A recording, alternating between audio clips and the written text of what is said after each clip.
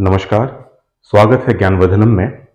आज हम लोग डिस्कस करने वाले हैं भारत सरकार के महत्वपूर्ण योजनाएं 2018 के बाद। तो टॉपिक का हेडलाइन है इंपॉर्टेंट गवर्नमेंट स्कीम्स आफ्टर 2018। पहला स्कीम्स जो हम चर्चा करने वाले हैं RGSA मीन्स राष्ट्रीय ग्राम स्वराज अभियान। इसका मुख्य उद्देश्य क्या है इस योजना का? To strengthen Panchayati Raj and achieving sustainable development goals.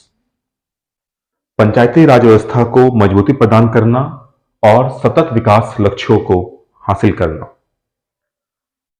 चूंकि भारत गांव का देश है, गांव में सेल्फ लोकल गवर्नमेंट जो बनता है वो पंचायती राज व्यवस्था पर आधारित है। पंचायती राज व्यवस्था भारत के संविधान के भाग 9 पर आधारित है, जहां इसको वर्णित किया गया है, जिसमें हम लोग जानते हैं मुखिया, सरपंच, मेंबर, इन सब मिलकर हम लोग सेल्फ लोकल गवर्नमेंट बनाते हैं और उसको मजबूती प्रदान करने के लिए भारत सरकार की योजना है RGSA राष्ट्रीय ग्राम स्वराज अभियान, जिसमें सस्टेनेबल डेवलपमेंट गोल्स को प्रमुख रूप से मुख्य तौर पर इसको रखा गया है। सस्टेनेबल गोल्स क्या होता है? सस्टेनेबल डेवलपमेंट गोल्स, सतत विकास के लक्ष्य क्या क्या हैं? सतत विकास का मतलब होता है नो पॉवर्टी, जीरो हंगर, कोई गरीबी नहीं, कोई भुखमरी नहीं, quality education, gender equality, affordable and clean energy, good livelihood, अच्छी जीवन यापन के लिए, एक गांव के विकास के लिए जिन जिन चीजों की जरूरत है उसके लिए एक विकास लक्ष्य, इसका नाम है सस्टेनेबल डेवलपमेंट गोल्स। अगला योजना है आयुष्मान भारत योजना या PMJAY यानी Jan Arogya Yojana, peoples health scheme भी इसको कहते हैं। इसके अंतर्गत आयुष्मान भारत के अंतर्गत तकरीबन 5 लाख रुपए की सहायता राशि या चिकित्सा के तौर पे उनको चिकित्सा राशि के तौर पे उनको प्रदान की जाती है। चिकित्सा बेनिफिट प्राइवेट सेक्टर या पब्लिक सेक्टर में चिकित्सीय सुविधा दी जाती है आयुष्मान भारत योजना के अंतर्गत, जिसमें इंश्योरेंस की व्यवस्था है। भारत के तकरीबन 10 करोड़ परिवारों को, जिसमें 50 करोड़ आबादी को इस योजना में रखने का लक्ष्य है भारत सरकार का। इसमें कोविड-19 की फ्री टेस्ट, कोविड वैक्सीनेशंस, बच्चों का टीकाकरण सारे आयुष्मान भारत योजना के अंतर्गत आते हैं। अगला योजना है PM अन्नदाता आय संरक्षण अभियान। क्योंकि हमारा देश किसानों का देश है, हमारी पूरी अर्थव्यवस्था किसी पर आधारित है, फार्मर्स पर है, तो उनको एक प्रॉफिटेबल इकोसिस्टम बनाने के लिए PSS और PDPS यानी प्राइस सपोर्ट सिस्टम और price deficiency price payment system की व्यवस्था की गई है। ये प्राइस सपोर्ट सिस्टम और PDS price deficiency payment system क्या है? जैसे कि अनाजों का उत्पादन होता है, अगर किसान बंधु अपने अनाज को नहीं बेच पाते हैं तो सरकारी गोदामों में अनाजों के लिया जाता है, इसके मिनिमम सपोर्टिंग प्राइस बोलते हैं। मिनिमम मूल्य पर सरकार उस अनाज को खरीदती है, जिसके अंतर्गत किसानों को डायरेक्ट उनके खाते में पैसे भेजा जाता है। तो एक प्रॉफिटेबल इकोसिस्टम बनाने के लिए भारत सरकार की योजना है, जिसका नाम है PM अन्नदाता आय संरक्षण अभियान। भारत सरकार का लक्ष्य भी है कि सभी किसानों का आय दोगुनी की जाए। जैसे अभी मकई की चल रही है, मकई अभी आ चुका है, मकई क्रॉप्स, मकई फसल आ चुका है।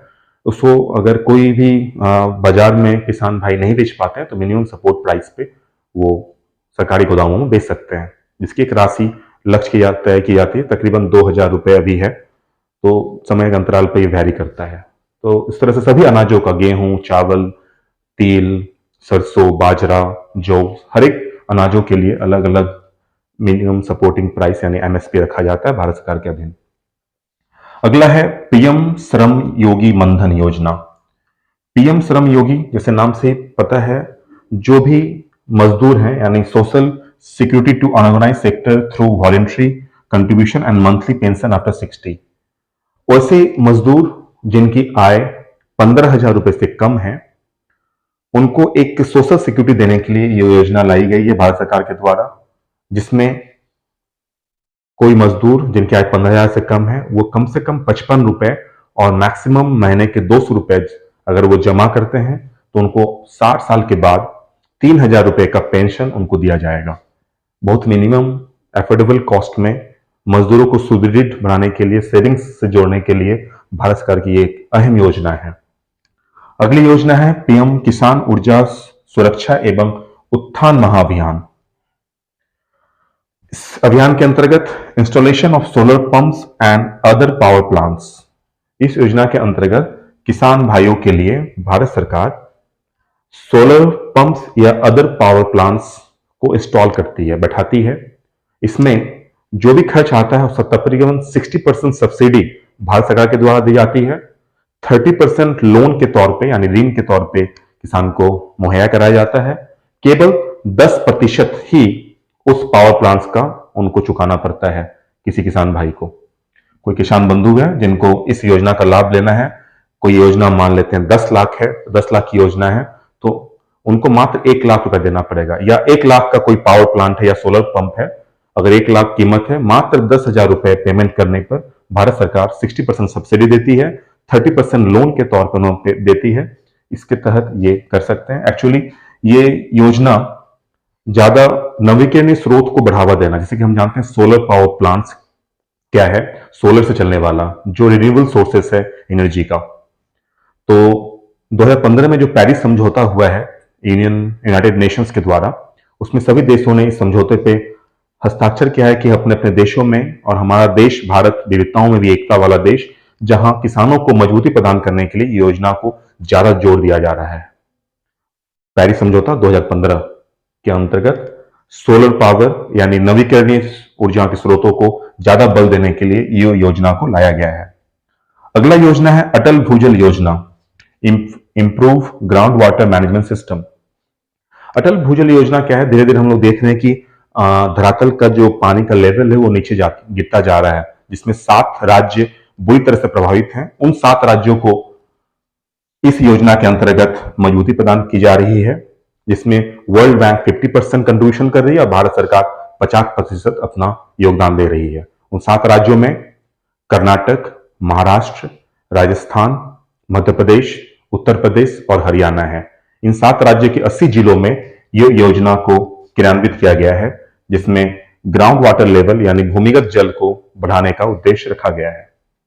अगला योजना है जल जीवन मिशन, हर घर नल से जल। ये हर राज्य में, भारत के हर राज्यों में ये योजना को लाया गया है भारत सरकार के द्वारा, जहां घर में स्वच्छ पेयजल मुहैया कराया जाए। इसके लिए भारत सरकार ने हर घर में नल लगाने की योजना लाई है। अगला है पीएम किसान सम्मान निधि।